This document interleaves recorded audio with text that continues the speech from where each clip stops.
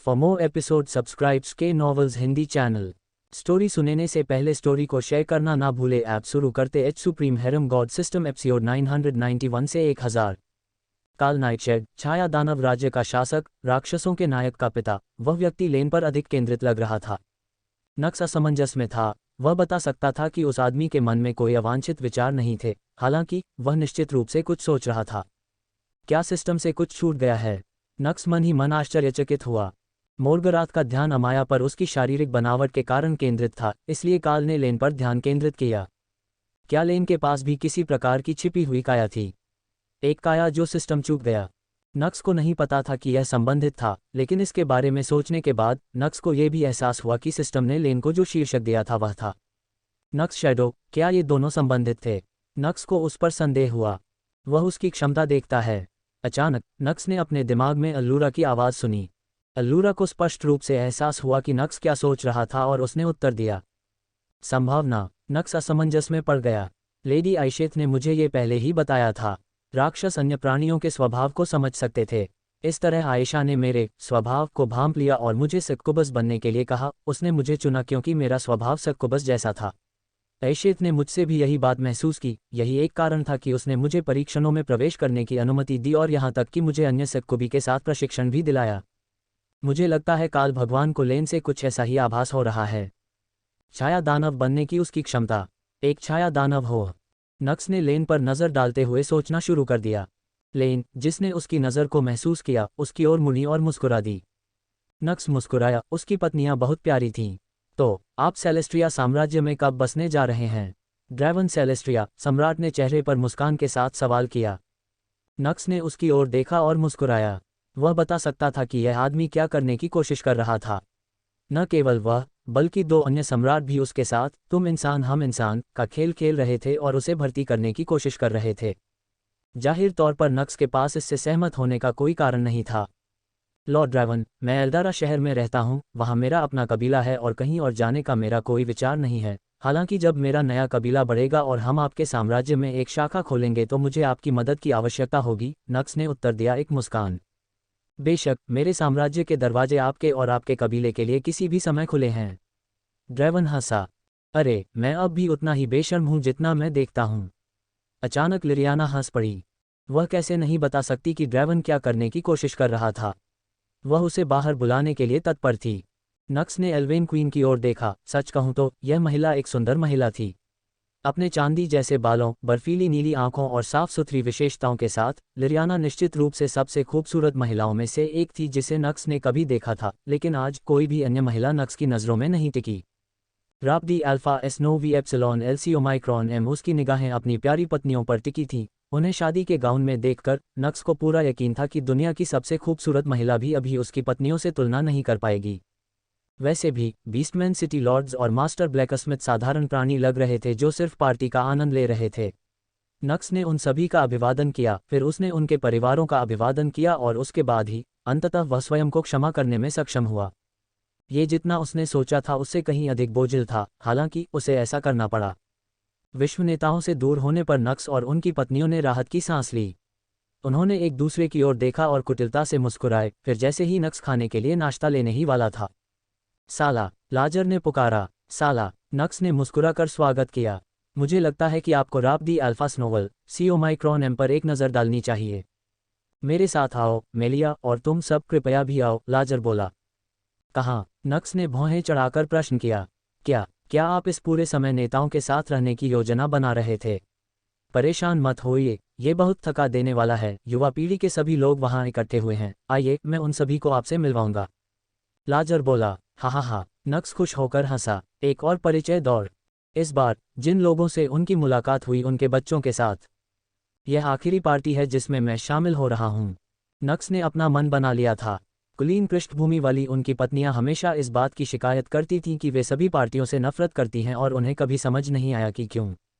हालांकि आज आखिरकार वह महसूस कर सका कि उसकी पत्नियां किस बारे में बात कर रही थीं। ठीक है, ये वह पार्टी नहीं है जिसे आप छोड़ सकते थे, अमाया बोली। आज वह सामान्य से कहीं अधिक उजली दिख रही थी। आखिरकार वह चिल्ला सकती थी और पूरी दुनिया के सामने नक्स को अपना होने का दावा कर सकती थी। अरे, मुझे लगता है कि मैं इसे सहन कर सकता हूँ क्योंकि यह अवसर कितना खास है। नक्स ने अपना सिर हिलाते हुए हंसा। उनकी पत्नियां मुस्कुरा दीं। फिर नक्स और उसकी पत्नियां लाजर का पीछा करते हुए उस स्थान तक पहुंचे जहां युवा पीढ़ी एकत्रित हुई थी। परिचय का एक और दौर शुरू हुआ। ईमानदारी से कहें तो इस बार हीरोज के अलावा नक्स ने सभी लोगों को नज़रअंदाज कर दिया। उसने उन्हें याद करने की कोशिश भी नहीं की। बेशक उन्होंने सभी महिलाओं का विनम्रता से स्वागत किया, विशेष रूप से एरियाना फ्रॉस्टविलो, एल्वेन हीरो और लिरियाना फ्रॉस्टविलो की बेटी, एक बिल्कुल आश्चर्यजनक महिला जो अपनी मां की पूरी नकल थी। अन्य कुछ थे ओफेलिया स्काई, वैम्पायर प्रिंसेस, और एलोनोरा रेडमून ड्यूक परिवार की राजकुमारी। मेलिया के साथ इन दोनों को ब्लड किंगडम के 3 फूलों के रूप में जाना जाता था। फिर राक्षसों के नायक और छाया दानव राजकुमारी नोराना नाइटशेड भी थीं। अंतिम लेकिन कम महत्वपूर्ण नहीं, फॉन सिल्वरटेल, द बीस्टमैन हीरो, और एक फॉक्सकिन। हाँ, एक फॉक्स गर्ल। ईमानदारी से कहूँ तो यदि नक्स का विवाह समारोह और पूरे समय केवल अपनी प्यारी पत्नियों के बारे में सोचने का उसका निर्णय न होता तो उसने इन महिलाओं के पीछे जाना शुरू कर दिया होता। उसके दिमाग के अंदर का सुसंस्कृत प्राणी पहले से ही खुशी से उछल रहा था। पिशाच, दानव, कल्पित बौने और यहाँ तक कि फॉक्सकिन भी। ये स्थान शुद्ध स्वर्ग था। हालांकि अभी यह एक ऐसा स्वर्ग था जिसमें नक्स प्रवेश नहीं करना चाहता था क्योंकि वह पहले से ही एक बेहतर स्वर्ग में था। उनकी पत्नियों के चेहरे की मुस्कान उनके लिए कहीं अधिक कीमती थी। इसलिए अपनी पत्नियों के लिए नक्स ने कुछ समय के लिए अपने अंदर के सुसंस्कृत अस्तित्व को सील करने का फैसला किया।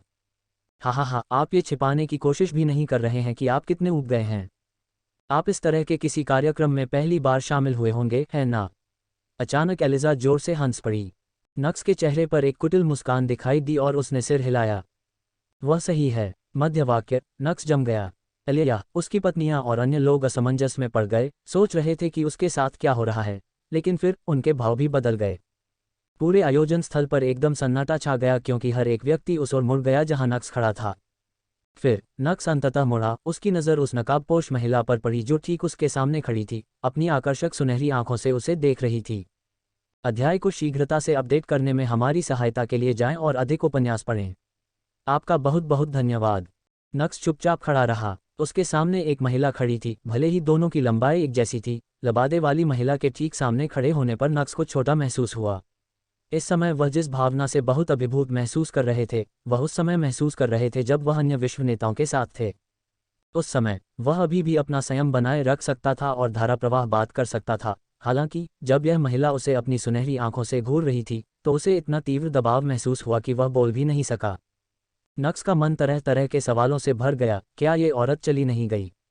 वह यहाँ वापस क्यों आई थी? दूसरों के विपरीत, जो महिला को महसूस भी नहीं कर सकते थे और हमेशा संदेह में रहते थे कि वह वहाँ थी या नहीं।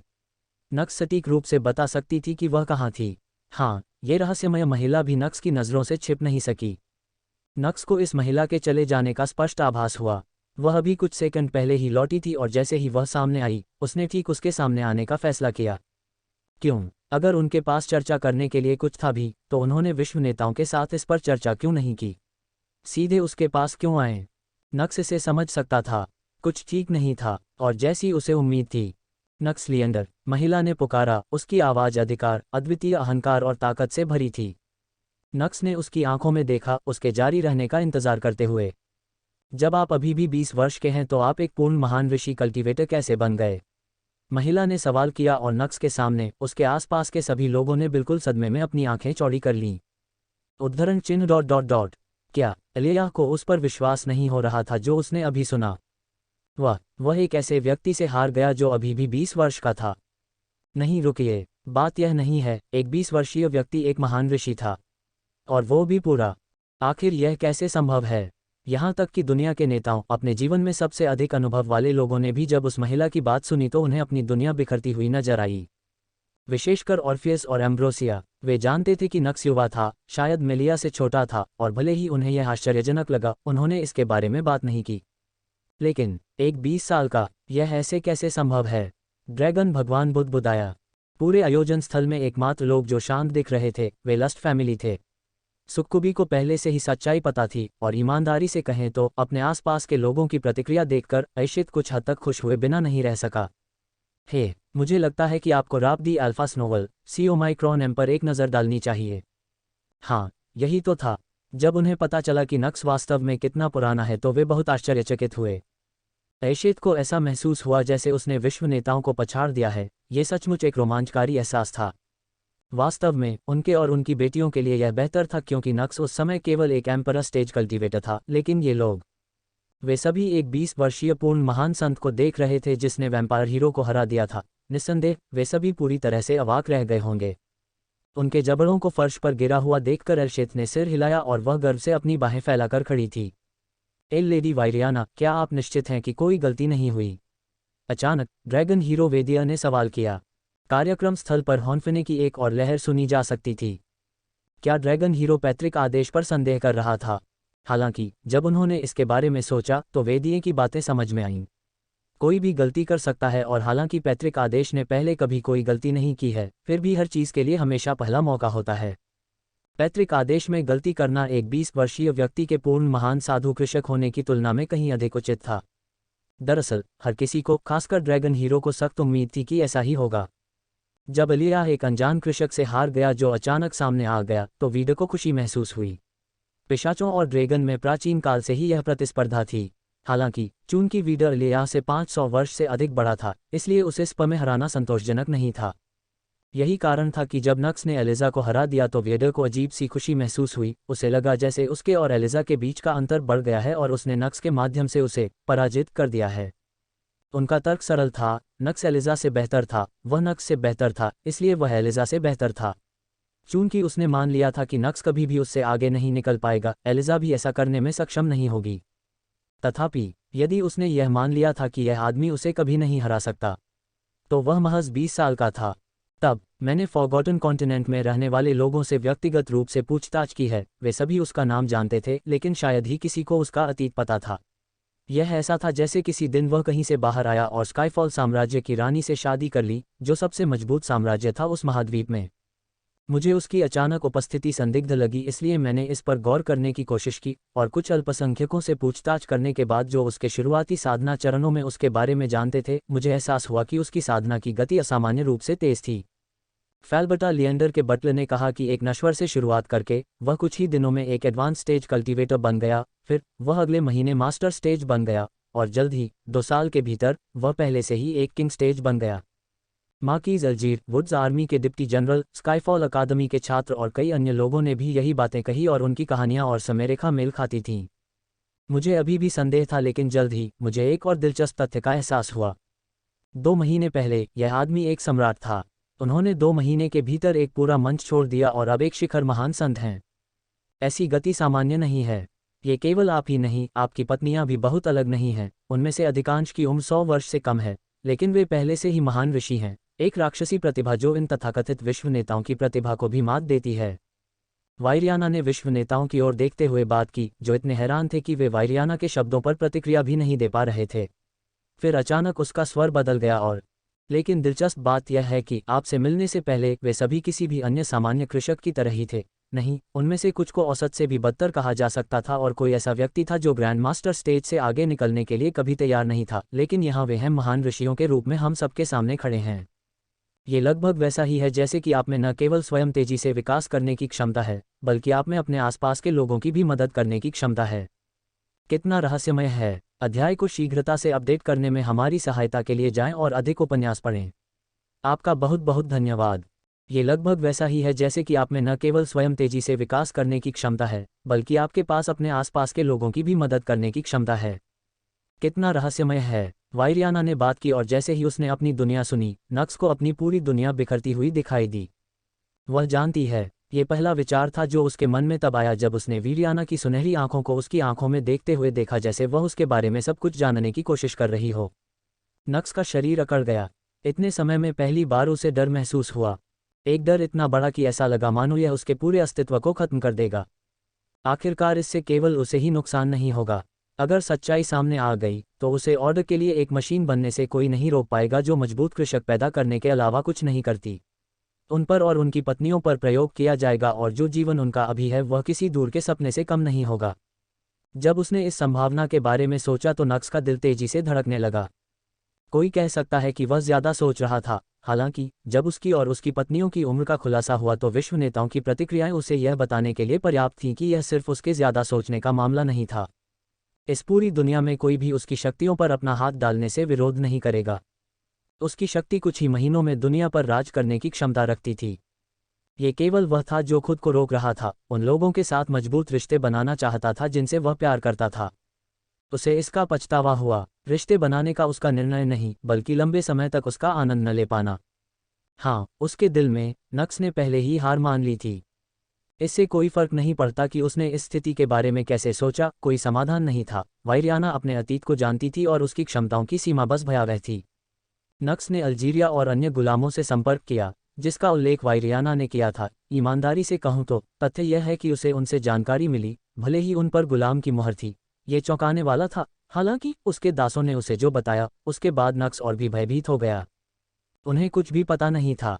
पूछताछ की बात तो दूर, उन्हें ये भी याद नहीं है कि उनसे किसी ने संपर्क किया था और उनमें से किसी की भी याददाश्त में कोई अंतराल नहीं था।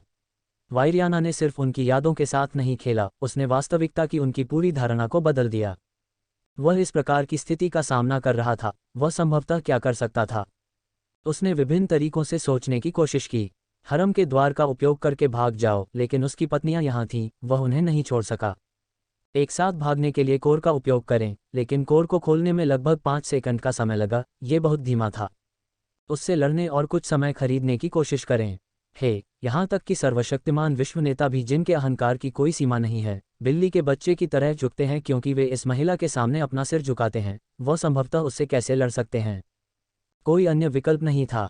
वह बिल्कुल असहाय था। उसका सिस्टम, उसकी शक्तियां, उसके समर्थक, इस महिला के सामने सब बेकार थे। समर्पण। अचानक नक्स को एक आवाज़ सुनाई दी। यह हमाया थी और उसके विचार उससे मेल खाते थे। यहाँ तक कि उसके जैसा कोई भी व्यक्ति असहाय था और उसे यह कहते हुए सुनकर नक्स का दिल डूब गया। वह जानता था कि यह सच है, हालांकि ये देखकर कि अमाया भी, जिसके पास हमेशा एक समाधान होता था जो उसे अपने चेहरे पर एक फीकी मुस्कान के साथ आत्मसमर्पण करने के लिए कहती थी। नक्स ने खुद को इतना कमज़ोर होने के लिए कोसा, लेकिन फिर मुझे लगता है कि आपको राब दी अल्फास नोवल सी ओमाइक्रॉन एम पर एक नज़र डालनी चाहिए। तुम्हारा समर्पण का क्या मतलब है? रो अल्फा पाई डी अल्फा एस न्यू ओमाइक्रॉन वी एप्सिलॉन एल.com एस्टारिया चिल्लाया। तो क्या हुआ अगर वह मजबूत है? आइए मिलकर उससे लड़ें। इससे भी बुरी बात यह हो सकती है कि हम मर जाएं। मुझे कोई फर्क नहीं पड़ता, अगर तुम लोगों का साथ हो तो मैं मरने को तैयार हूं। लेकिन मैं नक्स को बिल्कुल भी आत्मसमर्पण नहीं करने दूंगा। उसकी आवाज़ में लड़ाई का इरादा ज़बरदस्त था।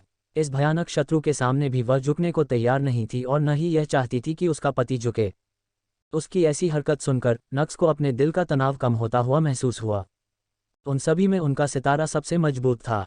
मुझे मरने से भी कोई आपत्ति नहीं है, लेकिन मैं तुम्हें सब ठीक बता रहा हूँ।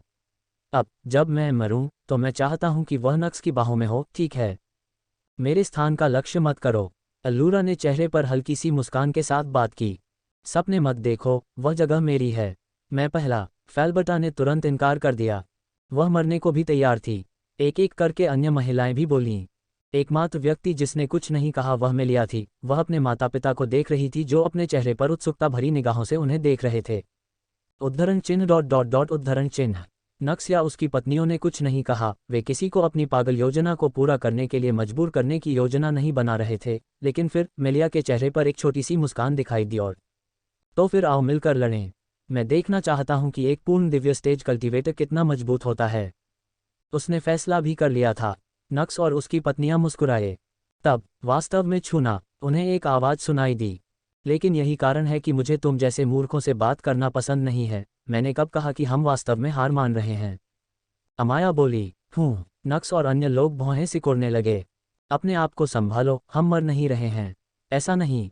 उसने हमारी जांच की है, लेकिन जानकारी का स्रोत वे लोग हैं जो हमारे आसपास थे, और चूंकि हमारे अलावा कोई भी आपकी क्षमताओं का पूरा विवरण नहीं जानता है, मुझे अत्यधिक संदेह है कि वह भी ऐसा करती होगी, खासकर हाल की। वह मजबूत है, उससे लड़ना बेकार है, इसलिए उसके सामने आत्मसमर्पण करें। ऐसा व्यवहार करें जैसे आप उसके साथ सहयोग करने को तैयार हैं, और बदले में उसकी सुरक्षा मांगें। उसे ऐसा महसूस होना चाहिए कि आप उसे लाभप्रद स्थिति में लाने के लिए उसका उपयोग करने की कोशिश कर रहे हैं। उसे विश्वास दिलाएं कि आपके पास विरोध करने का कोई विचार नहीं है। उसे अपनी क्षमता के बारे में कुछ विवरण बताएं, हालांकि उसे बताएं कि काम करने, समय निकालने, उसका विश्वास खरीदने के लिए आपको जोड़े के बीच एक निश्चित मात्रा में भावनाओं की आवश्यकता है। यदि आप ऐसा करते हैं तो वह आपको या हमें कोई नुकसान नहीं पहुंचाएगी। फिर जब हम आंखों से दूर होंगे तो हम कोड का इस्तेमाल करेंगे और दूर हो जाएंगे। हम शरणार्थियों की तरह रहने के लिए मजबूर होंगे, लगातार एक जगह से दूसरी जगह जाते रहेंगे और यरनील में सबसे मजबूत ताकत से बचेंगे। लेकिन ये कोई समस्या नहीं है, जब तक यह आपके साथ है, मुझे नहीं लगता कि हम में से किसी को भी ऐसा होगा उस तरह जीवन जीने में समस्याएं। दरअसल कुछ विकृत लोग भी इसे पसंद करेंगे। अमाया ने एडा की ओर देखते हुए बात की, जो पहले से ही अपने मन में विभिन्न कल्पनाएं कर रही थी और उसके चेहरे पर एक विकृत मुस्कान थी।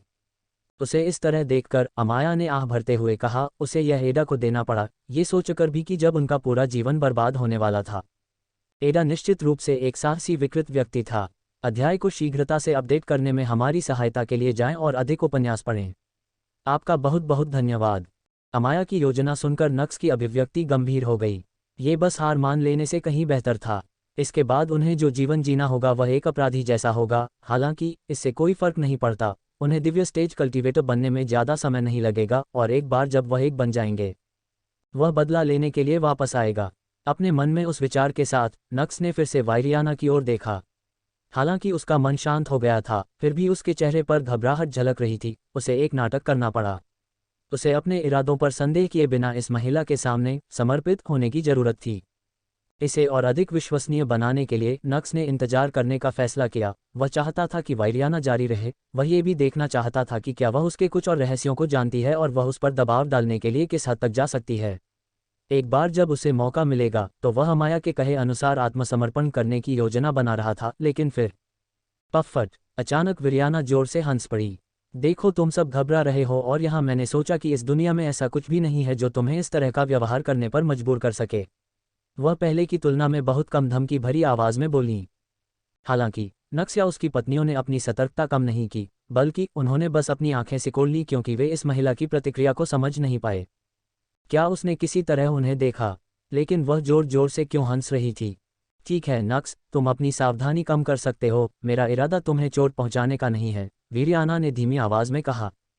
निस्संदेह नक्स को उस पर विश्वास नहीं हुआ। वह बस चुप रहा और उसे देखता रहा।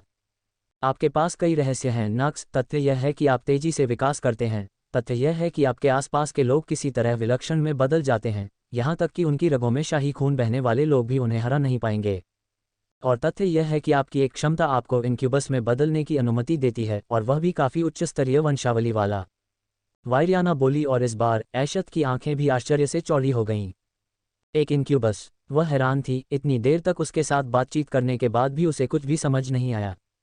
हालांकि जल्द ही ऐशत ने अपने आसपास के लोगों पर नज़र डाली और उसके चेहरे पर एक अजीब सी मुस्कान आ गई। वह कौन थी? यहाँ तक कि जब विश्व के सबसे ताकतवर ज्ञात कृषक नेताओं को भी कुछ समझ नहीं आया तो उन्हें कैसे पता चल सकता था? सच कहूँ तो वह सिर्फ वही बनना चाहती थी जो नक्स के हर रहस्य को जानती थी। हालांकि अभी इस बारे में सोच रही थी, उसे ऐसा सोचने का कोई अधिकार नहीं था। नक्स और वह अच्छे दोस्त थे, हालांकि अब भी उसने कभी भी उसके साथ बराबरी का व्यवहार नहीं किया। वह जानती थी कि वह अपार संभावनाओं वाला व्यक्ति है, ऐसा व्यक्ति जो अंततः उससे आगे निकल जाएगा। हालांकि अभी वह उससे कमज़ोर था। अभी वह उससे बेहतर थी। जब उसके अपने विचार ऐसे थे तो ये बिल्कुल समझ में आया कि नक्स को उस पर पूरा भरोसा नहीं था। उसके पास अपने किसी भी रहस्य को उसके सामने प्रकट करने का कोई कारण नहीं था, और अब जब वह इसके बारे में सोचती है कि वह नक्स के बारे में क्या जानती थी, तो वह सब सुविधा के लिए था।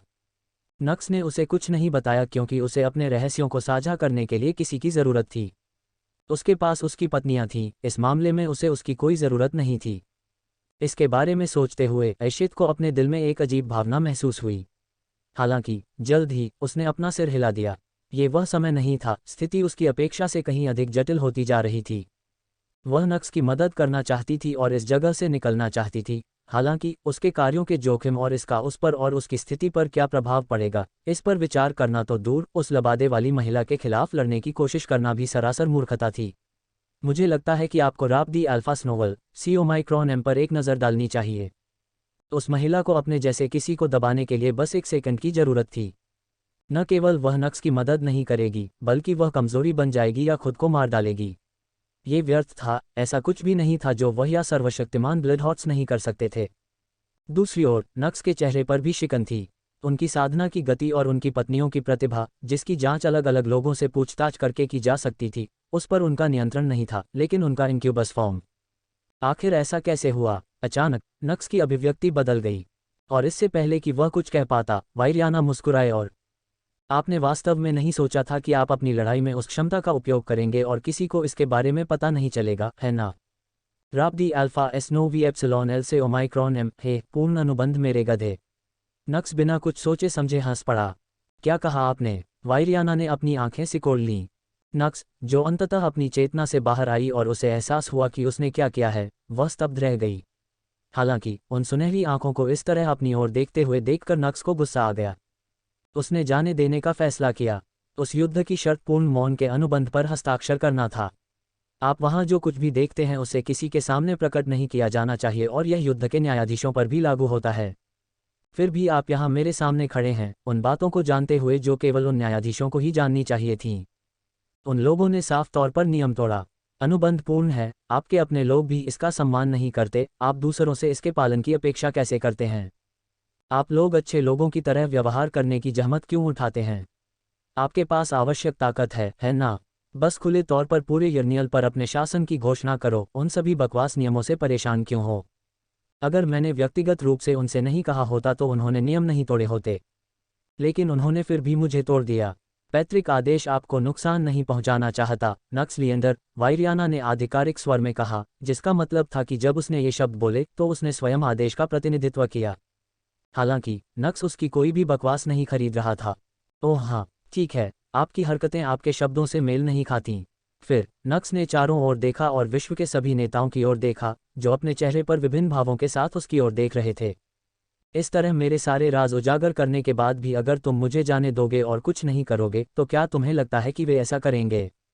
इसी तरह करें। क्या तुम्हें लगता है कि वे मुझे जीवित रहने देंगे? अध्याय को शीघ्रता से अपडेट करने में हमारी सहायता के लिए जाएं और अधिक उपन्यास पढ़ें। आपका बहुत बहुत धन्यवाद। इस तरह मेरे सारे राज उजागर करने के बाद भी अगर तुम मुझे जाने दो और कुछ न करो तो क्या तुम्हें लगता है कि वे भी ऐसा ही करेंगे? क्या तुम्हें लगता है कि वे मुझे जीवित रहने देंगे?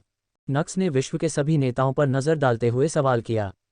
उनकी चिंताएं स्पष्ट थीं और उनके प्रश्न से दुनिया के अधिकांश नेता भी नाराज हो सकते थे। हालांकि गहराई से वे सभी जानते थे, वे नक्स की शक्तियों की लालसा रखते थे। ये कहना झूठ नहीं होगा कि वे उसके अतीत के बारे में उत्सुक थे और उसकी शक्तियां, और यदि वे इस शक्ति का उपयोग अपने लिए कर सकें। नेता इसे बेहतर जानते थे। यदि वे ऐसा नहीं भी करते तो अन्य लोग करते, तो फिर वे स्वयं ऐसा क्यों नहीं करते? हाँ, एक बार वायरियाना के चले जाने के बाद नक्स और उसकी पत्नियां इन नेताओं की नज़र में एक हॉट टारगेट बन जाएंगी और नक्स को पाने के लिए सिर्फ एक शिकार नहीं होगा, यह एक दौड़ होगी। डिवाइन स्टेज कल्टीवेटर्स के बीच एक दौड़, एक ऐसी दौड़ जहां सबसे मजबूत एक महान ऋषि के लिए लड़ेंगे, और इस लड़ाई में ट्रॉफी जीतना आखिरी चीज थी जो नक्स अभी चाहता था। जब उसने विश्व नेताओं की ओर देखा तो उसे घृणा हुई, हालांकि वह जानता था कि यह उनकी भी गलती नहीं थी। उन्हें दिखाई गई कीमत बहुत शक्तिशाली थी, ये सिर्फ खुद को मजबूत नहीं कर रही थी, इसका मतलब उनके आसपास के सभी लोगों, उनकी पत्नियों, उनके बच्चों, उनके वफादार अनुचरों को मजबूत करना था। एक ऐसी ताकत बनाने का अवसर जो इतनी मजबूत हो कि पैतृक व्यवस्था भी इसकी तुलना में पिछड़ जाए। ऐसे प्रलोभन का विरोध संभवतः कौन करेगा? विश्व नेताओं को दोष नहीं दिया गया। यदि नक्स को किसी को दोष देना होता तो वह उसके सामने खड़ी लबादे वाली महिला होती। हालांकि जिस महिला को वह दोषी ठहराना चाहता था वह उसकी बातें सुनकर बस मुस्कुरा दी। फिर उसने एक बार विश्व नेताओं की ओर देखा। और यही तो तुम्हें चिंता है? रो अल्फा एन डी अल्फा एस न्यू ओमाइक्रॉन वी एप्सिलॉन एल.com उसने सवाल किया। उसके स्वर में सहजता से पता चल रहा था कि वह कितनी बेफिक्र थी। ऐसा लग रहा था मानो वह इन तथाकथित विश्व नेताओं को अपनी नज़रों में रखती ही नहीं। देखा, यहाँ यही समस्या है, आप नक्स को नहीं समझते। आप समझ नहीं पा रहे हैं कि ऑर्डर कैसे काम करता है। आप यह नहीं समझते कि ऑर्डर दुनिया को कैसे देखता है। आप यह नहीं समझते कि आदेश में कितनी ताकत है। जिस समस्या को लेकर आप इतने चिंतित हैं वह हमारी नज़र में बच्चों के खेल के अलावा कुछ नहीं है। आप चिंतित हैं कि वे आपका शिकार करेंगे, ठीक है? वायरियाना ने सवाल किया।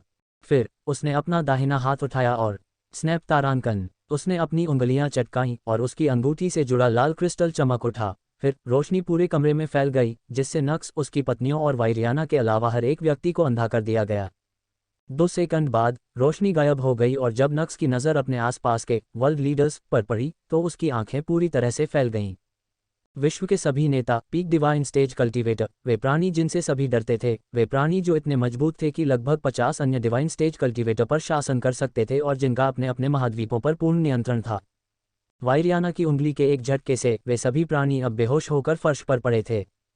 Vampire king, dragon Lord, elf queen, किसी को भी नहीं बख्शा गया। मुझे लगता है कि आपको राप दी अल्फा स्नोवल, सी ओमाइक्रॉन एम पर एक नज़र डालनी चाहिए। ठीक है, जब से मैं यहाँ आया हूँ, जागने के बाद उनमें से किसी को भी कुछ भी याद नहीं रहेगा जो उन्होंने देखा या सुना होगा, विरियाना ने निर्विकार स्वर में कहा।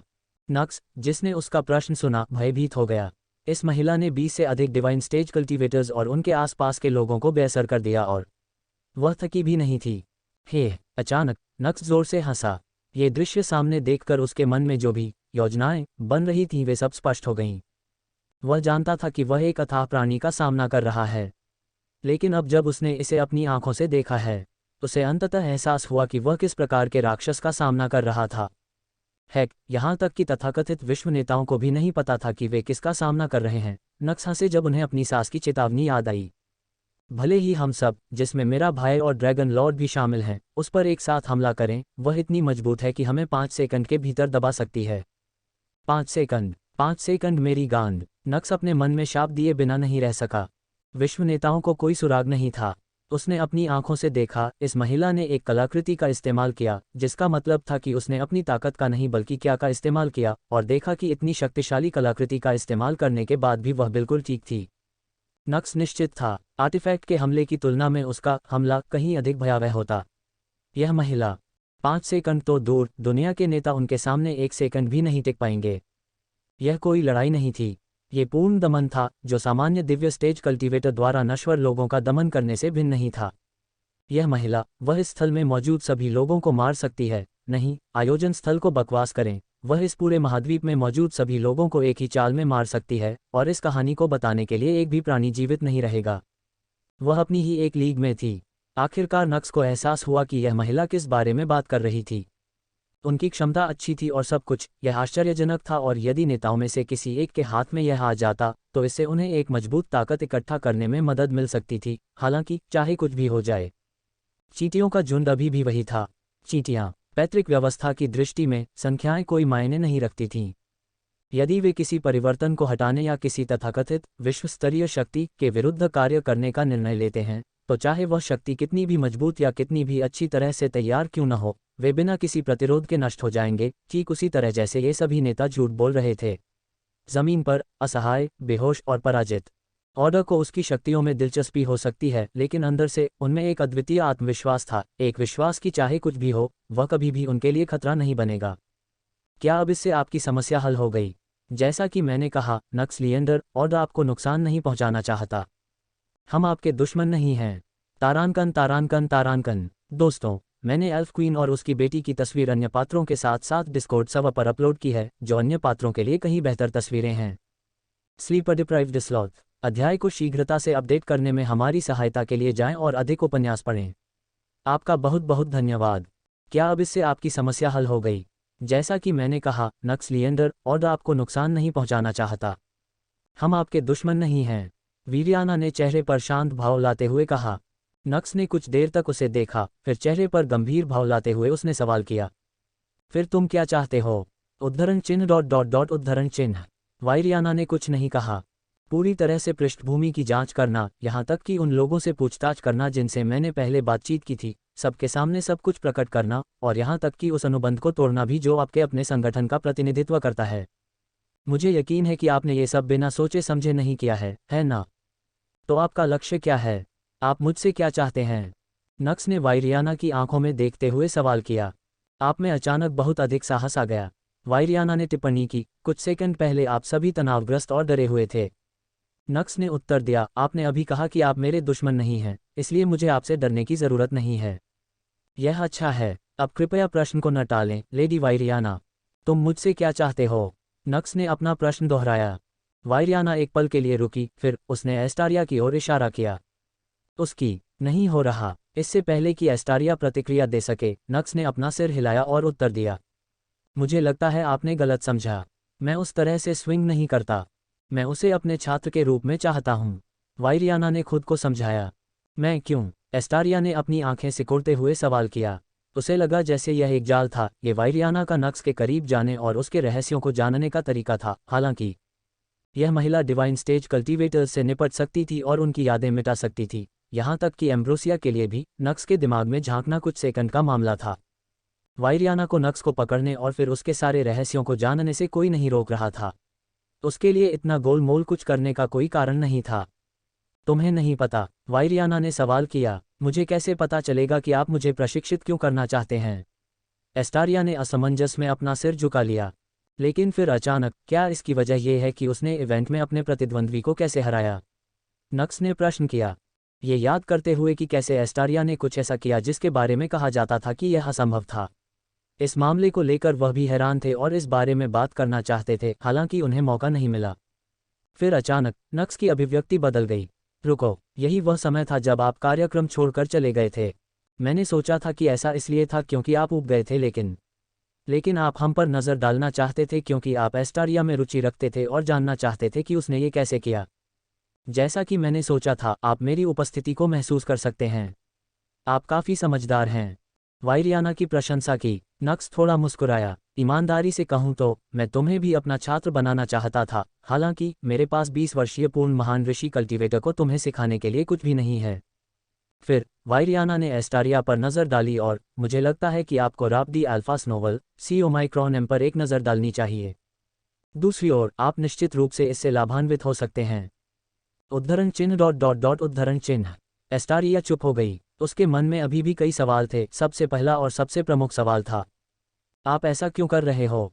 मुझे लगता है कि हमारे द्वारा लागू किए गए नियमों से ऑर्डर के इरादे बिल्कुल स्पष्ट हैं, है ना? नक्स ने उत्तर दिया, क्षमता वाले लोगों को बढ़ने दें। ये सही है, और मैं आप में अपार संभावनाएं देखता हूं, एस्टारिया लिएंडर। एक क्षमता जो मुझसे व्यक्तिगत रूप से कार्य करने के लिए पर्याप्त है। वायरियाना ने एस्टारिया की ओर देखते हुए उत्तर दिया, मेरी क्षमता? एस्टारिया अचंभित रह गया। यर्नियल के बारे में बात करते हुए वह बता सकती थी कि यदि नक्स नहीं होता तो वह अपनी प्रतिभा के साथ यहाँ प्रतिभाओं के साथ टिक नहीं पाती। एस्टारिया को लगा कि उसमें कुछ कमी है, लेकिन अब वायरियाना जैसे किसी व्यक्ति को उसकी क्षमता के बारे में ऐसी बातें कहते हुए सुनना। एस्टारिया की भावनाएं प्रभावित हुईं। मैं कितना मजबूत हो सकता हूँ? अगर मैं आपका छात्र बनने के लिए सहमत हो जाऊं तो क्या मैं 7 नायकों को हरा सकता हूँ? उसने सवाल किया। तुम्हें लगता है कि अगर तुम्हारी क्षमता इन 7 लड़कों को हराने के लिए भी पर्याप्त नहीं होती तो मैं तुम्हें लेना चाहता? देखिए, मैं यहाँ ईमानदार रहूंगा। जिस प्रशिक्षण के बारे में मैं बात कर रहा हूँ वह वैसा नहीं होगा जैसा आपके दिमाग में हो सकता है। मैं आपको मूल बातें बताऊंगा और आपका मार्गदर्शन करूंगा। हालांकि इसका मतलब यह नहीं है कि मैं आपको कुछ भी सिखाऊंगा। आपको अपना मार्ग स्वयं बनाना होगा। मैं आपको केवल ये बताऊंगा कि कब रुकना है और दूसरे रास्ते की तलाश शुरू करनी है। हालांकि मैं ये कहूंगा, एक बार जब आप सफलतापूर्वक अपना रास्ता ढूंढने और उस पर चलना शुरू करने में कामयाब हो जाते हैं तो इन 7 लड़कों को तो छोड़ ही दें, यहाँ तक कि उसे हराना भी कोई समस्या नहीं होगी। मैं हरा सकता हूँ? नक्स। एस्टारिया हैरान थी। ठीक है, यह आसान नहीं होगा, पूर्ण साधना के पथ पर चलने से भी अधिक कठिन हो सकता है, लेकिन आपके पास क्षमता है। यही कारण है कि मैं आपको अपने छात्र के रूप में लेना चाहता हूँ। यदि आप ऐसा नहीं करेंगे तो ये बर्बादी होगी। अपनी प्रतिभा का उपयोग करें। वायरियाना ने एस्टारिया की ओर देखते हुए उत्तर दिया। एस्टारिया की भावनाएं गड़बड़ थीं।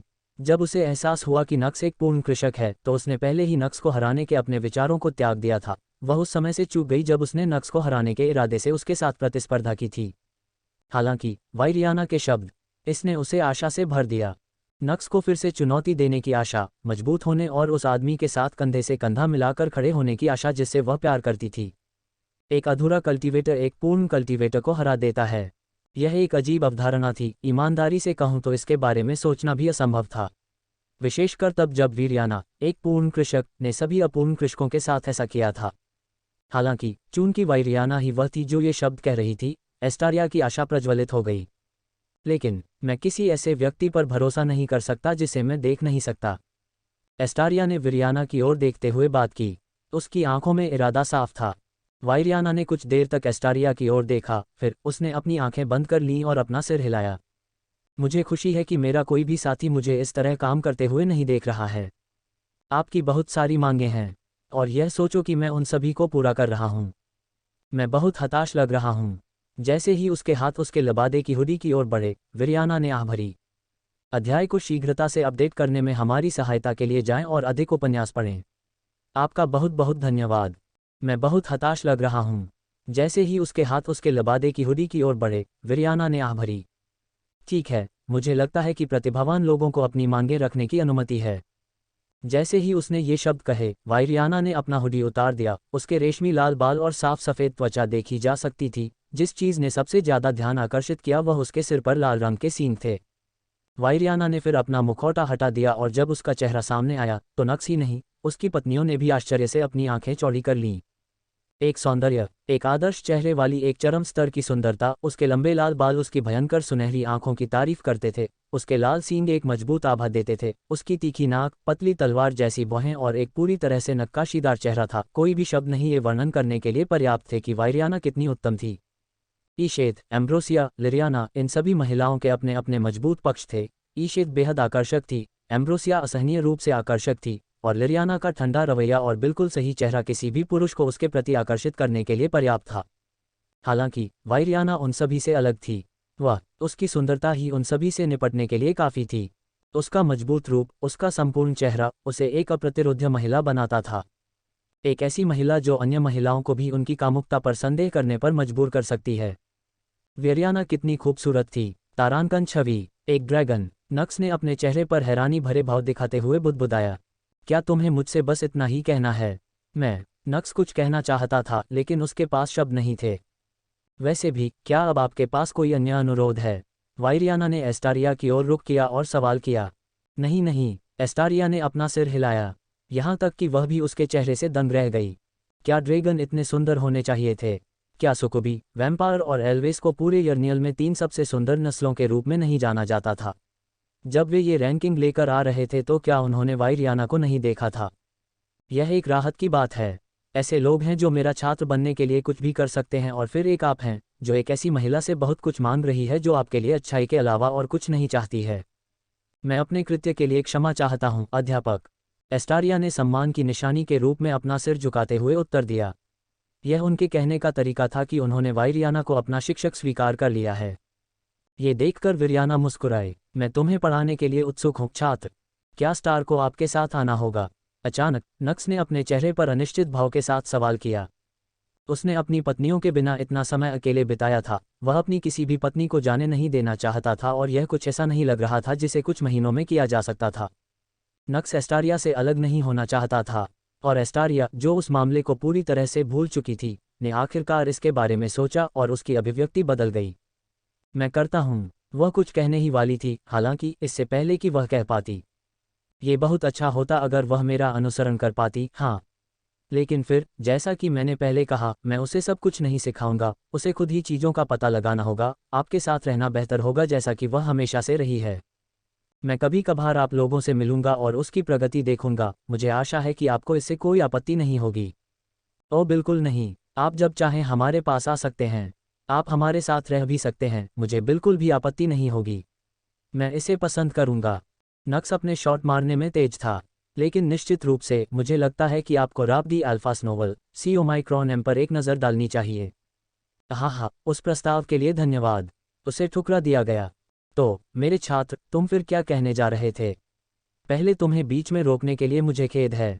कुछ नहीं गुरुजी, एस्टारिया ने अपना सिर हिलाया। मुझे यह अवसर देने के लिए मैं बस आपको धन्यवाद देना चाहता था। मैं आपकी प्रगति देखने के लिए उत्सुक हूँ। वायरियाना ने सिर हिलाया। फिर उसने नक्स पर नज़र डाली। यही बात आपके लिए भी लागू होती है, नक्स लिएंडर। हालांकि मैं आपका शिक्षक नहीं हूँ, फिर भी मैं आपकी भविष्य की प्रगति को देखने के लिए उत्सुक हूँ। अहंकारी मत बनो, क्योंकि आपने एलिजा को हरा दिया है। वह मजबूत हो सकता है, लेकिन समग्र तस्वीर में वह ज़्यादा नहीं है। बढ़ते रहो, मजबूत होने की कोशिश करते रहो। पैतृक आदेश कमजोरों की रक्षा करता है, हालांकि अंत में दुनिया मजबूत की होती है। इसे अपने दिमाग में रखें। मैं आपके शब्दों को दिल से लगाऊंगा, लेडी वायरियाना। विरियाना ने सिर हिलाया। अगर आपको कभी लगे कि आपको किसी संकेत की आवश्यकता है तो आप मेरे पास आ सकते हैं, क्योंकि आप मेरे छात्र के पति हैं। मैं आपकी थोड़ी मदद करूंगा। राब दी अल्फा एस्नो वी एप्सिलॉन एलसी ओमाइक्रॉन एम, मैं इसके लिए आभारी हूँ। नक्स मुस्कुराया। विरियाना मुस्कुराई। फिर, आपकी शादी पर बधाई। अपने समय का आनंद लें। मैं जल्द ही आप सभी से मिलूंगा।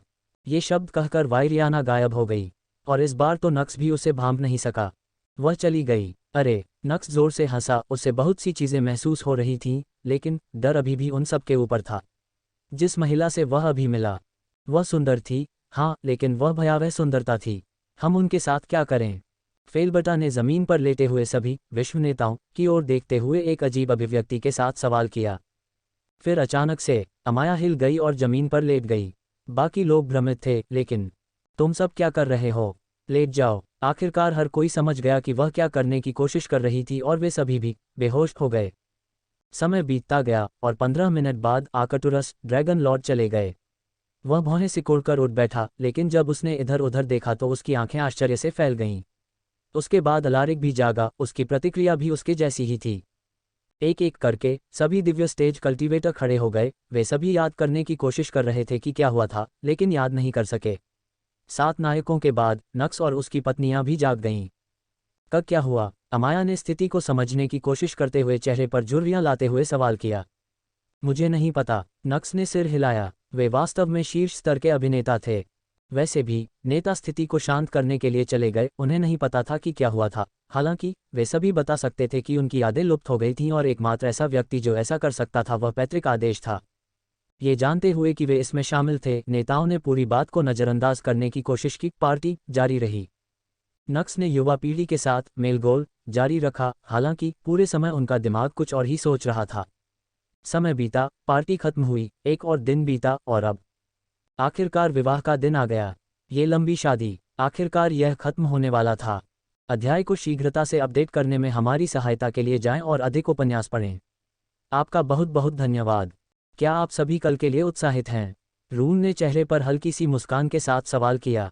फेलिक्स ने उत्तर दिया, बेशक वे होंगे। वे व्यवहारिक रूप से हर समय एक साथ रहते हैं। अब वे आधिकारिक तौर पर शादी कर रहे हैं। उन्हें इसके बारे में सोचकर सोने में परेशानी हो रही होगी। दीदी, मैं कहता हूँ तुम्हें भी शादी कर लेनी चाहिए। मैं तुम्हारी शादी का जश्न फिर से मनाना चाहता हूँ, इस बार एक बेहतर पार्टनर के साथ। फेलिक्स ने अपनी बहन की ओर देखते हुए कहा। उसे यह कहते हुए सुनकर नक्स के चेहरे पर एक अर्थपूर्ण मुस्कान आ गई। फिर उसने देखा कि फेलिक्स उसी की तरह मुस्कुराहट के साथ उसकी ओर देख रहा है। फिर दोनों ने एक दूसरे को सिर हिलाया और मन ही मन हंसे। नक्स को स्वीकार करना पड़ा, उसका भावी जीजा एक महान व्यक्ति था। जब उसने पहली बार उसे देखा तो उसने वास्तव में उसे गलत समझा। अपने मजाक बंद करो फेलिक्स और अपने शब्दों पर ध्यान दो, यहाँ अन्य लोग भी हैं। रून ने चारों ओर देखते हुए अपने चेहरे पर सख्त भाव के साथ कहा। कमरे के अंदर नक्स और उसकी पत्नियों के अलावा रून, फेलिक्स, ऐशेत, रिस्लित और मेलिन थे। यहाँ तक कि अमाया की मां रियोना भी यहाँ थी। वह पहले नहीं आ सकी क्योंकि वह कबीले में कुछ चीज़ों में व्यस्त थी। हालांकि वह संभवतः अपने बच्चे की शादी को मिस नहीं कर सकती थी। इसके अलावा वह क्लैश को लेकर बहुत उत्साहित नहीं थी, या उसके मन में शादी से पहले ऐसा आयोजन नहीं होना चाहिए। वैसे भी कमरा उन लोगों से भरा हुआ था जिन्हें नक्स और उसकी पत्नियों ने आमंत्रित किया था। हालांकि मैं मजाक नहीं कर रहा था, फेलिक्स धीमी आवाज में बुदबुदाया। निस्संदेह कमरे में मौजूद अधिकांश लोग उनकी बातें सुनने में सक्षम थे, तथापि सभी ने स्वचालित रूप से इसे अनदेखा करने का निर्णय लिया। लेकिन तुमने सचमुच मुझे आश्चर्यचकित कर दिया नक्स, अचानक रिस्लित बोला। मैं जानता था कि तुम ताकतवर हो, लेकिन ये सोचना कि तुम वैम्पायर हीरो को हरा दोगे। आप किस तरह के राक्षस हैं? आपकी उस बेतुकी साधना गति का तो जिक्र ही नहीं। आखिर आप केवल 2 महीनों में एक महान ऋषि बनने में कैसे सफल हो गए? रिस्लित को अभी भी इस पर विश्वास करने में कठिनाई हो रही थी, भले ही नक्स उसके ठीक सामने खड़ा था। बस खुश रहो कि कोई नहीं जानता कि तुम वास्तव में कितने साल के हो। कौन जानता है कि एक बार इसका खुलासा होने पर हर कोई कैसे प्रतिक्रिया देगा। मालिन ने मजाक में कहा। लेकिन उसकी असली उम्र? रून ने अपनी आंखें सिकोड़ लीं। मालिन की आंखें सदमे से फैल गईं। उसे विश्वास नहीं हो रहा था कि उसने इतनी जोर से ऐसा कहा। बेशक, क्या आपको आश्चर्य नहीं है कि उसकी वास्तविक उम्र क्या है? रून की आंखों में देखते हुए रिस्लित मुस्कुराए। मेरा मतलब है, यह आदमी 2 महीने में एक महान ऋषि बन गया। कोई भी यह जानने के लिए उत्सुक होगा कि यह कितना पुराना होगा।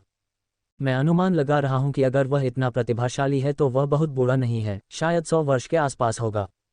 मुझे इसमें संदेह है, वह कम से कम 200 वर्ष का होना चाहिए।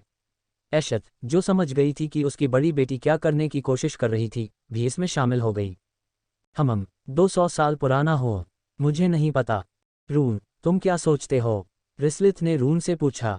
रून ने कुछ देर तक दोनों सुकुबी को देखा, फिर उसने नक्स को देखा और मैं नहीं जानता, इसका अनुमान लगाना कठिन है। दूसरी ओर फेलिक्स उत्सुक था। तुम कितने साल के हो नक्स? हमें ऐसे प्रश्न नहीं पूछने चाहिए फेलिक्स। हालांकि इससे पहले कि नक्स जवाब दे पाता, रून ने टोक दिया। हो सकता है कि फेलिक्स इससे चूक गया हो, हालांकि वह अलग थी और वह बता सकती थी कि सुकुबी को पता था। हालांकि ये देखकर कि लेडी आइशेत ने भी इसे कवर करने की कोशिश की, रून ने इसके बारे में बात न करने का फैसला किया। रिस्लित और आइशेत के चेहरे पर एक अजीब सी मुस्कान आ गई। वे ये भी बता सकते थे कि रून क्या सोच रहा था। मुझे लगता है कि आपको राब दी अल्फास नोवेल सी ओमाइक्रॉन एम पर एक नज़र डालनी चाहिए। वह बिल्ली जितना मैंने सोचा था उससे कहीं अधिक चालाक है। ईशेत ने रिस्लिथ से बात की। ठीक है, वह अपने बीस्टमैन सिटी की अगली सिटी लॉर्ड है, रिस्लिथ ने उत्तर दिया। फिर उसने मालिन की ओर देखा जो राहत की सांस ले रही थी, ये सोचकर कि उसकी गलती छिप गई है, और उसने अपना सिर हिला दिया। उसकी बहन काफ़ी घनी थी। हमें क्यों नहीं करना चाहिए? क्या हम पहले से ही उसके करीब नहीं हैं? फेलिक्स ने सवाल किया। और उसका प्रश्न सुनकर रिस्लिथ ने आह भरी। शायद उसकी बहन इतनी बुरी नहीं थी। दूसरी ओर नक्स और उसकी पत्नियां इन लोगों को इस विषय पर बात करते हुए देखकर व्यंग्यपूर्वक मुस्कुराए। लगता है मास्टर की शक्ति काम कर गई, एस्टारिया ने शुष्कता से हंसते हुए कहा। यह विषय मनोरंजक भी था और अरुचिकर भी। अन्य पत्नियों की भी यही भावना थी। नक्स, अचानक ईशित ने पुकारा। नक्स ने उसकी ओर देखा और कहा, पार्टी में क्या हुआ? ईशित ने सीधे सवाल किया। पार्टी में? नक्स ने असमंजस में अपना सिर झुका लिया। हाँ, हम सब पास क्यों हो गए? ईशित ने नक्स की आंखों में देखा। और आपको ऐसा क्यों लगता है कि मुझे ये पता होगा, लेडी आइशेत? नक्स हंसा। तुम नहीं। ईशित ने अपनी भौहें ऊपर उठाईं। मैं नहीं। नक्स ने सिर हिलाया। मैं काफ़ी देर से उठा, मुझे पता है कि कुछ हुआ है क्योंकि मेरे दिमाग में एक अजीब सी खाली भावना है जिसका मैं वर्णन नहीं कर सकता। हालांकि मुझे कोई सुराग नहीं है कि वास्तव में क्या हुआ था। मैं वास्तव में आपसे इस बारे में बाद में बात करना चाहता था, लेकिन चूंकि आप मुझसे पूछ रहे हैं, मुझे लगता है कि आप भी नहीं जानते। शायद माँ और ससुर जी ही जानते होंगे, नक्स ने उत्तर दिया। क्या ऐसा है? एशथ ने नक्स की हरकतों को देखते हुए बड़बड़ाया। उसके द्वारा इस तरह देखे जाने पर नक्स को थोड़ा अजीब लगा। वह बता सकता था कि एशेत को कुछ पता था, हालांकि उसे पता नहीं था कि उसके संदेह को मिटाने के लिए क्या करना चाहिए। असहज महसूस करते हुए नक्स ने बाहर निकलने का रास्ता तलाशने की कोशिश की और अचानक जैसे ही वह दरवाजे की ओर बढ़ा और दरवाजा खोला, उसकी अभिव्यक्ति बदल गई। प्रणाम प्रभुओं एवं देवियों, नक्स ने सिर झुका लिया। जो लोग दरवाज़ा खटखटाने वाले थे वे हैरान रह गए। आप काफ़ी समझदार हैं, ड्रैगन लॉर्ड ने टिप्पणी की। नक्स मुस्कुराया। कृपया अंदर आएं, वह बोला। Dragon Lord, Orpheus, ambrosia, Alaric और अन्य सभी विश्वनेता अंदर आए। क्या हमने आप सभी को परेशान किया? एम्ब्रोसिया ने चेहरे पर हल्की मुस्कान के साथ सवाल किया। बिल्कुल नहीं, सासू माँ हमें कैसे परेशान कर सकती हैं? आप जब चाहें हमारे कमरे में आ सकती हैं, सासू माँ, नक्स ने उत्तर दिया। एम्ब्रोसिया फिर अपने भाई की ओर मुड़ी और बोली, सुनो, मुझे लगता है कि इससे तुम्हें वह उत्तर मिल जाना चाहिए था जो तुम चाहते थे, सही है। अध्याय को शीघ्रता से अपडेट करने में हमारी सहायता के लिए जाएं और अधिक उपन्यास पढ़ें। आपका बहुत बहुत धन्यवाद। वह सुनो, मुझे लगता है कि इससे तुम्हें वह उत्तर मिल जाना चाहिए था जो तुम चाहते थे, सही है। एम्ब्रोसिया ने अपने भाई की ओर देखते हुए सवाल किया। इसे रोकें, एम्ब्रोसिया, अपने आप निष्कर्ष पर न पहुंचें। अगर आप ऐसा करते हैं तो हमारे यहाँ आने का क्या मतलब है? अलारिक ने जिम्मेदार स्वर में उत्तर दिया। आप उनसे सीधे पूछ सकते हैं, इससे वास्तव में परिणाम नहीं बदलेंगे।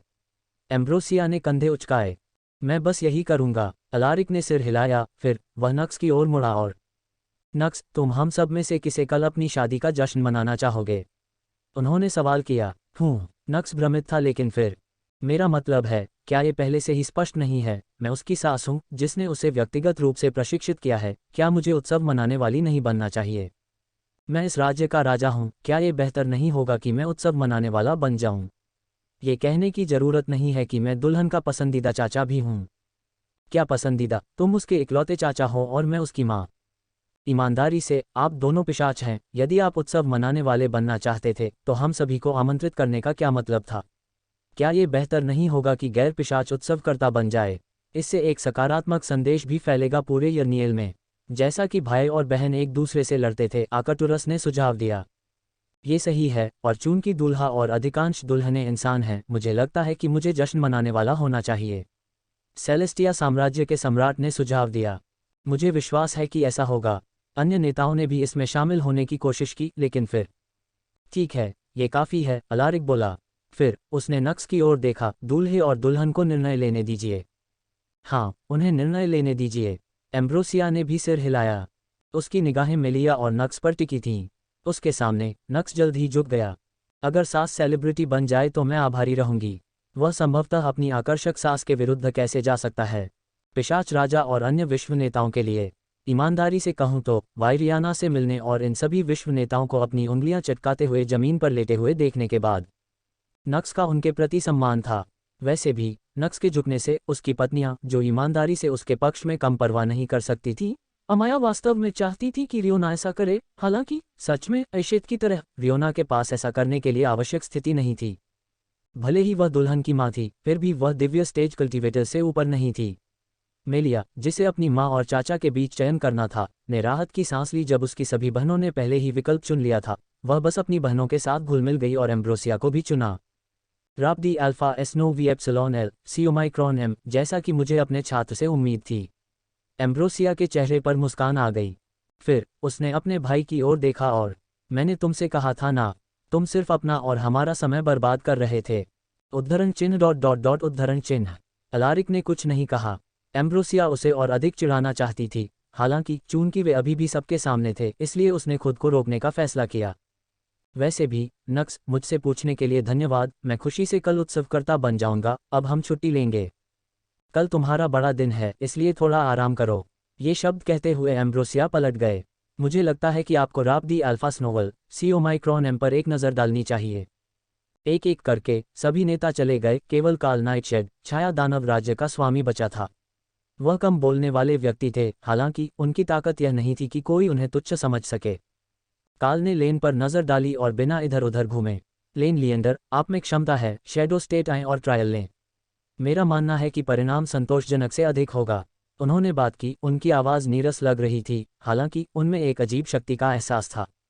नक्स और उसकी पत्नियां उसके सीधे दृष्टिकोण से आश्चर्यचकित रह गए। इसके बारे में अच्छी तरह से सोचो, अगर ये तुम हो, तो जब भी तुम आओगे तो मैं ट्रायल टावर्स खोलने को तैयार हूं, बदले में कुछ भी मांगे बिना। आप ऐसा कुछ क्यों करेंगे? लेन ने वापस सवाल किया। उसका स्वर काल के समान लग रहा था। ऐसा इसलिए है क्योंकि मैं आप लोगों के साथ मित्रतापूर्ण संबंध रखना चाहता हूं। आप ट्रायल टावर्स सिर्फ इसी कारण से खोलेंगे। आपके पति ने वैम्पायर हीरो को हरा दिया है, अलग अलग लोगों से संपर्क करने की उम्मीद है, हालांकि उनमें से चुनना कुछ ऐसा है जो आपको स्वयं करना होगा। इस दुनिया में हर किसी का मतलब अच्छा नहीं है। मुझे कैसे पता चलेगा कि आपका मतलब अच्छा है? लेन ने सवाल किया। ये कुछ ऐसा है जिसे आपको तय करना है। मैं समझता हूँ। मैं तुम्हारा इंतजार करूंगा। ऐसा कहकर काल पीछे घूमा और चला गया। नक्स और उसकी पत्नियों को समझ नहीं आ रहा था कि क्या कहें। ये निश्चित रूप से उनके द्वारा अब तक देखी गई सबसे अजीब बातचीत में से एक थी। नीरस आवाज वाले दो लोग बिना किसी औपचारिकता या ऐसी ही बातों के एक दूसरे से बात करते हैं और मुख्य विषय खत्म होते ही बातचीत खत्म कर देते हैं। यह अजीब तरह से स्वस्थ था। वैसे भी जल्द ही ईशेत, रून और अन्य लोग भी चले गए। केवल नक्स और उसकी पत्नियां ही बचे थे। उन्हें नींद नहीं आई, बल्कि उन्होंने पूरी रात अलग अलग बातें करते हुए बिता दी। वह एक खूबसूरत रात थी और जल्द ही गुजर भी गई। अगले दिन आखिरकार विवाह का समय आ गया। विवाह स्थल स्टेडियम जितना बड़ा नहीं था, इसलिए मेहमान सीमित थे। एक बार जब सभी मेहमान यहां आ गए तो दूल्हे और दुल्हन को बुलाया गया। फिर उनकी अलौकिक सुंदरता ने सभी को आश्चर्यचकित कर दिया। नक्स और उसकी पत्नियां पहले से ही सुंदरता से भरपूर थीं, लेकिन अपनी शादी की पोशाक में वे बस इस समय ईर्ष्या की दृष्टि से देखे जाने के बजाय वे लोगों की प्रशंसा का पात्र बन गए। मेलिया ब्लड किंगडम का फूल थी, जिसकी कई लोगों ने बहुत इच्छा की थी। हालांकि उसके बगल में खड़ी कोई भी महिला उसकी तुलना में फीकी नहीं लग रही थी, और वह आदमी जिससे ये सुंदरियां शादी कर रही थीं, हालांकि कुछ दिन पहले ही वह हर किसी की नफरत का निशाना था। लेकिन अभी अगर उसने यहाँ किसी भी महिला के सामने प्रस्ताव रखा, तो इसकी बहुत कम संभावना है कि उसे अस्वीकार कर दिया जाएगा। उनके सही दिमाग में कौन संभवतः सबसे सुंदर आदमी को अस्वीकार करेगा जिसे उन्होंने कभी देखा हो? ये बताने की जरूरत नहीं है कि अपनी अद्वितीय उपस्थिति के साथ साथ नक्स एक ऐसा व्यक्ति था जो वैम्पायर हीरो को हराने के लिए काफी मजबूत था। यह विवाह उन प्राणियों के बीच था जो केवल ऊंची और ऊंची उड़ान भरेंगे। इस घटना को आश्चर्यचकित होकर देखने के अलावा वे कुछ नहीं कर सकते थे। एक बार जब दूल्हा और दुल्हन मंच पर थे, एम्ब्रोसिया आगे बढ़ी, तभी उनके हाथों में एक सफेद रंग का रेशमी कपड़ा आया और वह नक्स के सामने खड़ी हो गईं। अपना हाथ बढ़ाओ। अध्याय को शीघ्रता से अपडेट करने में हमारी सहायता के लिए जाएं और अधिक उपन्यास पढ़ें। आपका बहुत बहुत धन्यवाद। अपना हाथ बढ़ाओ। एम्ब्रोसिया ने चेहरे पर आकर्षक मुस्कान के साथ ऑर्डर दिया। दुल्हन की मां के रूप में उन्होंने अपनी उपस्थिति को भी छुआ था। ईमानदारी से कहूं तो अगर यह कोई और दिन होता तो नक्स उसकी उपस्थिति से आश्चर्यचकित हो जाती और उसे देखने में संघर्ष करती। आज हालांकि वह दिन नहीं था। नक्स ने एम्ब्रोसिया की आंखों में देखा और मुस्कुराया। फिर उसने अपना दाहिना हाथ बढ़ाया। एम्ब्रोसिया ने फिर धीरे से उसकी कलाई के चारों ओर सफ़ेद कपड़ा लपेट दिया। फिर उसने कपड़ा बढ़ाया और मेलिया की ओर बढ़ी। अपना हाथ बढ़ाओ। मेलिया ने वैसा ही किया। अभी उसके चेहरे पर मुस्कान इतनी सुंदर थी कि एम्ब्रोसिया भी आश्चर्यचकित रह गई, ये सोचने के लिए कि उसकी बेटी ऐसी मुस्कान दिखाने में सक्षम थी। तुमने मेरी बेटी पर कैसा जादू किया है? एम्ब्रोसिया ने मन ही मन सोचा, फिर बस अपना सिर हिला दिया। अपनी बेटी की मुस्कान देखकर उनकी मुस्कान भी अपने आप चौड़ी हो गई। माँ और बेटी एक दूसरे की आंखों में देखती रहीं। उस पल में बहुत सारी भावनाओं का आदान प्रदान हुआ। कपड़ा पहले से ही मेलिया की कलाई के चारों ओर लपेटा गया था। हालांकि दोनों अभी भी एक ही स्थिति में एक अच्छे मिनट के लिए रुके थे और किसी भी मेहमान ने उनके पल को बाधित नहीं किया। माता पिता महसूस कर सकते थे कि एम्ब्रोसिया क्या महसूस कर रही थी। अपनी बेटी को अपने जीवन के प्यार से शादी करते हुए देखना एक समृद्ध, पवित्र एहसास था। एम्ब्रोसिया की अभिव्यक्ति के माध्यम से सभी अभिभावकों ने उस अनुभूति का आनंद लिया। जल्द ही एम्ब्रोसिया ने चलना शुरू कर दिया। एक एक करके उसने सभी महिलाओं की दाहिनी कलाई पर एक ही कपड़ा लपेट दिया। एक बार जब उसका काम पूरा हो गया तो वह पीछे हटी और दूल्हे और दुल्हन की ओर देखा। ये कपड़ा आपके मिलन का प्रतीक है। अब आप एक इकाई के रूप में एक साथ आगे बढ़ेंगे, उन सभी को अपना सम्मान देंगे जिनके प्रति आप आभारी महसूस करते हैं, और बदले में उनकी शुभकामनाएं प्राप्त करेंगे। कृपया पहले नेताओं से शुरुआत करें, एम्ब्रोसिया ने निर्देश दिया। नक्स और उसकी पत्नियों ने अपना सिर हिलाया, फिर अपने हाथ एक दूसरे से बंधे हुए थे। वे सभी पिशाच राजा के सामने चले गए। उसी समय उनमें से 12 ने अपने सिर झुकाए। उनके बीच संबंध इतना मजबूत था कि जिस डिग्री तक वे अपने सिर झुकाते थे वह एक जैसा दिखता था। यह इतना अच्छी तरह से समन्वित था कि लोगों को ऐसा लगा जैसे नक्स और उनकी पत्नियां पहले भी इसका अभ्यास करती थीं। मैं आपके भावी जीवन के लिए शुभकामनाएं देता हूं कि आपका बंधन उतना ही मजबूत रहे जितना अभी है। ये वह छोटा सा उपहार है जो मैंने आप लोगों के लिए तैयार किया है। मुझे आशा है कि यह आपकी पसंद के अनुरूप होगा। अलारिक मुस्कुराया। हम इसे संजोकर रखेंगे। रो अल्फा एनडी अल्फा एस न्यू ओमाइक्रॉन वी एप्सिलॉन एल.com। नक्स और उसकी पत्नियां जवाब में मुस्कुराए। उन्होंने ये भी नहीं देखा कि उपहार क्या है, अब उसका समय नहीं था। वे एक एक करके सभी नेताओं की ओर बढ़े। उनकी हरकतें इतनी स्वाभाविक लगीं कि लोग ये भी भूल गए कि उनके हाथ एक दूसरे से बंधे हुए थे और उनकी हरकतें प्रतिबंधित होनी चाहिए थीं। नक्स और उसकी पत्नियां, वे वास्तव में ऐसे लग रहे थे मानो वे एक इकाई बन गए हों। विश्व के सभी नेताओं का अभिवादन करने और उनका आशीर्वाद लेने के बाद नक्स और उनकी पत्नियां ऑर्फियस और एम्ब्रोसिया की ओर चल पड़े।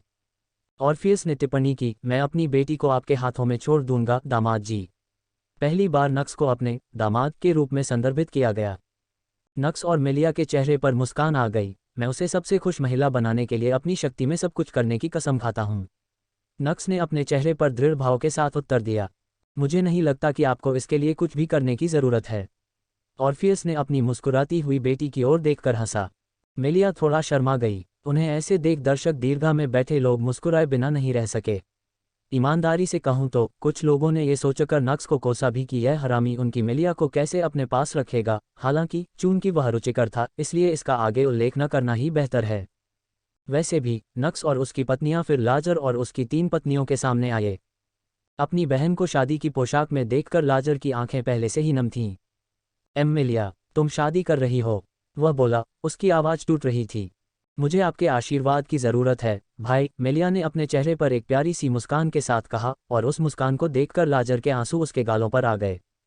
एस्मे ने तुरंत कदम उठाया और चेहरे पर व्यंग्यपूर्ण मुस्कान के साथ अपने पति के आंसू पोंछे। आप अपनी बहन को इस तरह आशीर्वाद नहीं दे सकते, है ना? उसने बोला। लाजरस ने खुद को संभाला, फिर उसने नक्स पर नज़र डाली और कहा, ती, उसका ख्याल रखना। मैं करूँगा, नक्स ने उत्तर दिया। ती, यह मेरी ओर से है। लाजर ने वह उपहार दिया जो उसने तैयार किया था। मुझे उम्मीद है कि मैं जीवन भर अपनी मेल के चेहरे पर वह मनमोहक मुस्कान देखती रहूंगी। मैं ये सुनिश्चित करूंगा कि ऐसा हो। नक्स ने सिर हिलाया। मुझे लगता है कि आपको राब दी अल्फा स्नोवल सी ओमाइक्रॉन एम पर एक नज़र डालनी चाहिए। लाजर ने सिर हिलाया। नक्स और उनकी पत्नियां फिर चले गए। ब्लडहॉट परिवार के बाद वे रियोना के बगल में दिखाई दिए। लोग आश्चर्यचकित थे। उन्हें नहीं पता था कि यह सम्राट कौन था। हालांकि 12 महान संतों को उसके सामने सिर झुकाते हुए देखा। यह एक अजीब दृश्य था। हालांकि रियोना को इसकी परवाह नहीं थी कि दूसरे क्या सोच रहे थे। उसने नम आंखों से अपनी बेटी को आशीर्वाद दिया और मुझे नहीं लगता कि मुझे कुछ कहने की ज़रूरत है। नक्स, मैं आभारी हूं कि तुम मेरी बेटी के जीवन में आए। मैं आभारी हूं कि अमाया मेरे जीवन में आई, नक्स ने उत्तर दिया और रियोना का उपहार लेने के बाद वे चले गए। इस बार वे एशत के सामने थे। अल्लूरा ने ईशेत और उसकी बेटी को अपने परिवार के रूप में माना। ईमानदारी से अपने परिवार के बजाय उसे लगा कि वह लस परिवार के करीब है। हालांकि उसे अभी भी उनके कुछ तरीके पसंद नहीं थे, लेकिन वह जानती थी कि ये वही लोग हैं जिन पर वह भरोसा कर सकती है। नक्स और उसकी पत्नियां फिर झुकीं। अरे, तुम्हें इस तरह देखकर अजीब लग रहा है। ईशेत हंसा। ये वह समय है जब आप हमें आशीर्वाद देते हैं, लेडी आइशेत, नक्स ने उत्तर दिया। हाँ हाँ, मुझे लगता है, खुश रहो। तसिक, क्या कंजूस आशीर्वाद है। मैं वह व्यक्ति हूँ जो मुसीबत में होने पर आपके ठीक बगल में खड़ा हो जाऊंगा। इस तरह के खोखले शब्द निरर्थक हैं। ईशेत ने खर्राटा लिया। हम आपको भविष्य के लिए शुभकामनाएं देते हैं, नक्स। रिस्लित को कूदना पड़ा। नक्स ने आह भरते हुए अपना सिर हिलाया। इसके साथ ही उन्होंने सभी का आशीर्वाद प्राप्त कर लिया। आपने जो आशीर्वाद इकट्ठा किया है उससे आप एक दूसरे का खून पीकर इसे सील कर देते हैं। हालांकि चूंकि आप सभी पिशाच नहीं हैं, इसलिए हम इसे इंसानों की तरह खत्म करेंगे। अब दूल्हा दुल्हन को चूम सकता है, एम्ब्रोसिया ने घोषणा की। नक्स के चेहरे पर एक विकृत मुस्कान दिखाई दी। फिर उसने अपनी खूबसूरत पत्नियों पर नजर डाली और सार्वजनिक स्नेह का एक और प्रदर्शन देखा गया। मैं कसम खाता हूं कि मैं इस कमीने को मार डालूंगा। वह कुतिया, वह निश्चित रूप से अपना मधुर समय ले रहा है। वह जानबूझकर ऐसा कर रहा है, मुझे इस पर यकीन है। बहुत से लोगों ने अपने मन में शाप दिया।